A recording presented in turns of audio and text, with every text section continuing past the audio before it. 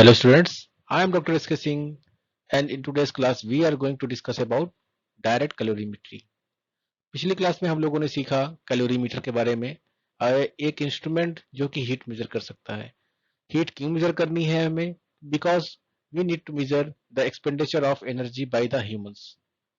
और ये हमारे रिसर्चर्स ने लास्ट सेंचुरी से काफी काम किया है इस सब्जेक्ट पे और डिफरेंट डिफरेंट इक्विपमेंट्स और डिफरेंट डिफरेंट मेथड्स डेवलप किए हैं like direct calorimetry, indirect calorimetry, isotope dilution techniques. इन सारी चीजों के बारे में हम आने वाली क्लासेस में धीरे धीरे जानेंगे। डायरेक्ट कैलोरीमेट्री एक ऐसी टेक्निक है जो कि डायरेक्टली हीट जो प्रोड्यूस होती है बॉडी से उसको मेजर करती है। और इसका क्या प्रिंसिपल है, किस टाइप के इक्विपमेंट हम लोग यूज कर रहे हैं और क्या एडवांटेजेस और डिसएडवांटेजेस है वो इस क्लास में हम लोग जानेंगे।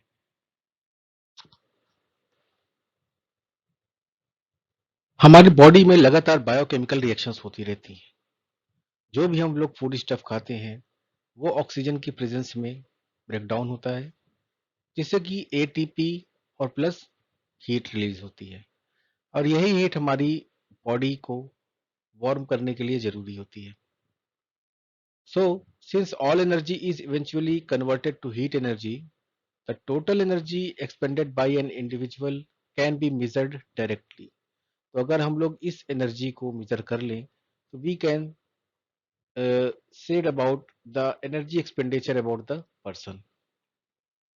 और इसके लिए हम लोग क्या करते हैं? This involves placing the individual inside an insulated chamber and so that we can measure directly the temperature rise of known of mass of water। Energy को हम लोगों ने पहले डिफाइन कर दिया है। एक calorie is defined as the amount of energy required to raise the temperature of 1 gram of water by 1 degree centigrade. So energy in calories it will be equal to mass of water into temperature change। तो this is the principle of direct calorimeter.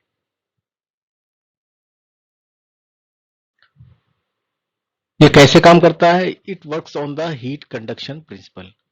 तो आप लोग देखिए, हम लोग बचपन से पढ़ते आ रहे हैं हीट कंडक्शन के बारे में। It is the movement of heat from one object to another और ये दोनों ऑब्जेक्ट डिफरेंट टेम्परेचर पे होने चाहिए।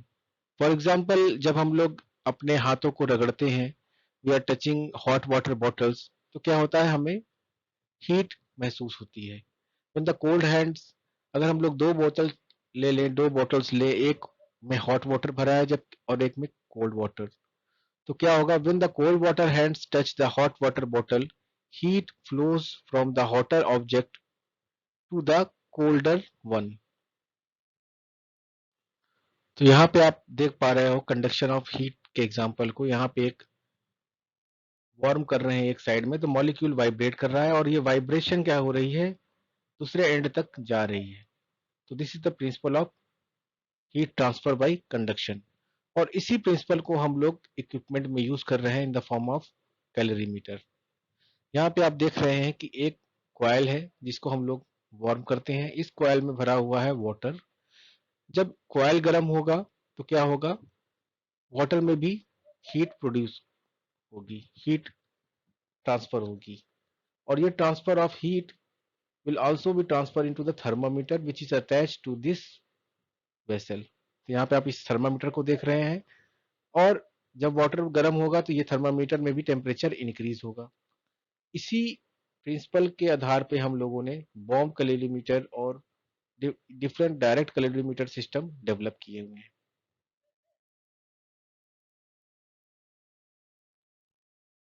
In nutrition and food sciences, a bomb colorimetry is a device which can be used to assess the energy content of food। Her food के अंदर एक energy होती है। कितनी एनर्जी होती है, उसकी क्या न्यूट्रिटिव वैल्यू होती है, उसको जानने के लिए हमें उसकी एनर्जी कंटेंट को जानना जरूरी है। सो this is an instrument which can measure the energy content of any food. कैसे करते हैं हम लोग वो मेजर?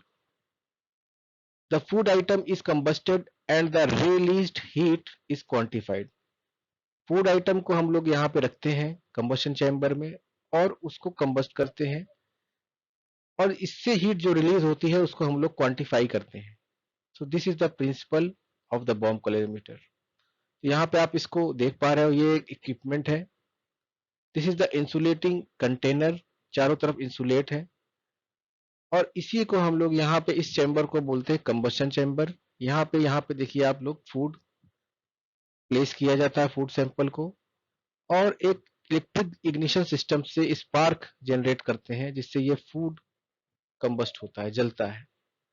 और इससे क्या है, इस वाले सिस्टम में यहाँ पे वाटर बाथ है, यहाँ पे हीट जनरेट होती है।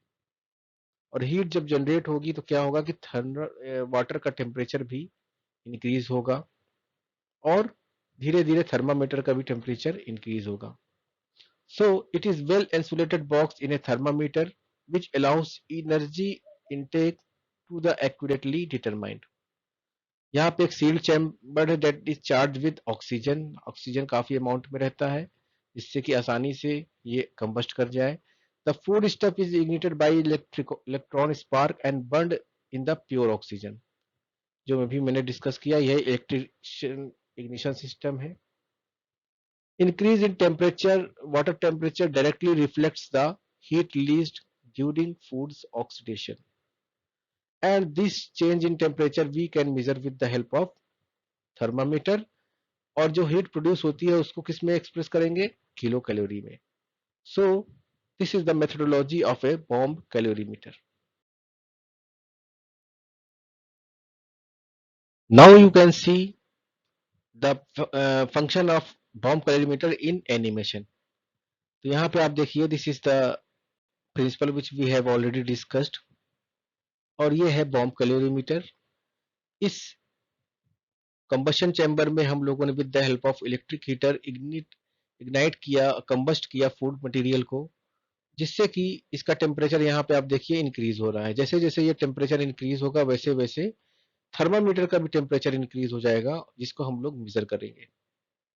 सो this is the principle of and mechanism of bomb calorimeter, जिससे कि हम लोग directly total energy value of any food we can measure. So, heat of combustion actually refers to the heat liberated by the oxidizing a specific food। तो इसी को हम लोग बोलते हैं इसकी total energy value, net energy value. So यहाँ पे हम देख पा रहे हो कि एनर्जी कंटेंट ऑफ फूड को हम लोग किस में एक्सप्रेस करेंगे, किलो जूल पर ग्राम। इसके अलावा ये एनर्जी कंटेंट डिपेंड करता है इसके स्ट्रक्चर पे, फूड के स्ट्रक्चर पे भी। Like dietary fibre reduces the coefficient of digestibility.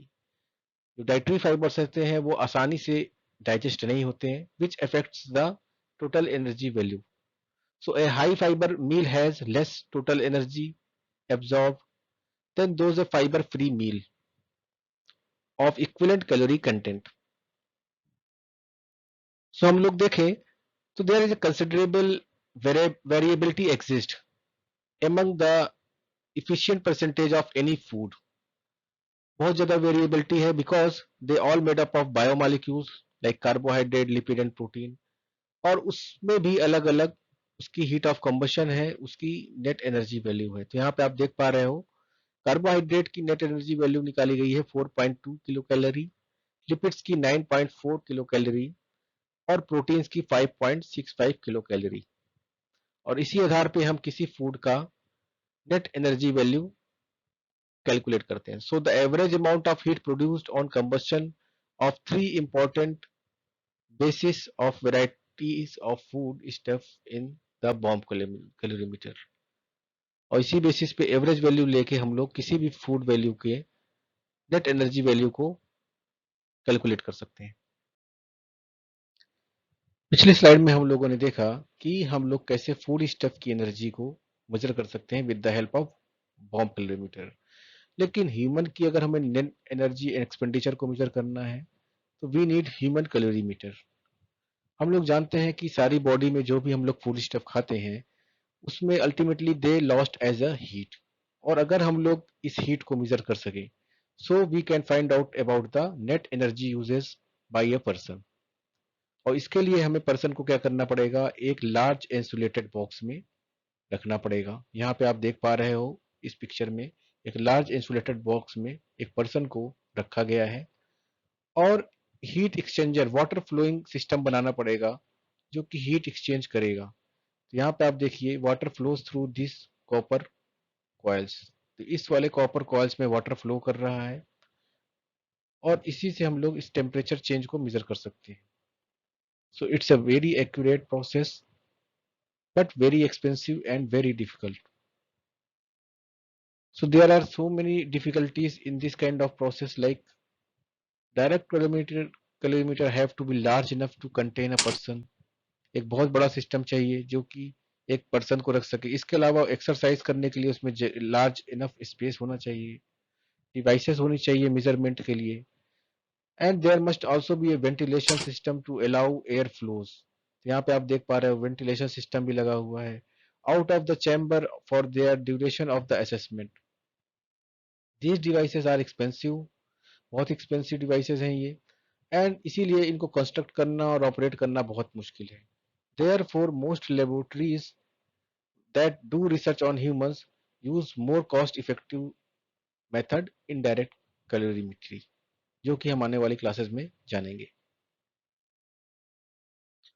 So every technique has some advantages and some disadvantages. तो अगर हम लोग देखें और इसके समराइज करें यहाँ पे, तो direct calorimeter is a technique which can measure the amount of heat generated by the body directly. So it is assuming that it's a extremely accurate. लेकिन it's a very expensive technique and बहुत ही ज़्यादा slow है as compared to other techniques इसके results. It cannot follow rapid changes in energy expenditure or subjects must remain in a physically confined environment for long period.